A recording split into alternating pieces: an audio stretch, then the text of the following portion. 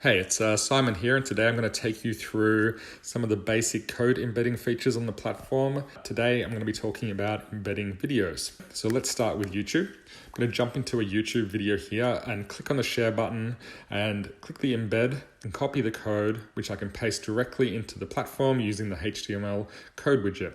Now, YouTube uses fixed dimensions, so the first thing I'm going to want to do is update the width and the height to 100%, which means that the video will smart fit into the dimensions of the layer, meaning I can adjust the size of the video exactly to the size that I want it to be.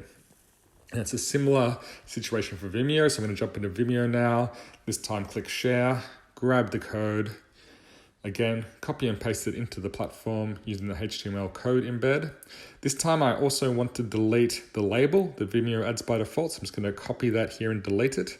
Because we don't want a label in the layer, and again update the width and the height to 100%, meaning it will smart fit the video into my layer size, and I can position it and resize it exactly the way I want it to. So I'm just resizing it here and positioning it, and we're all done.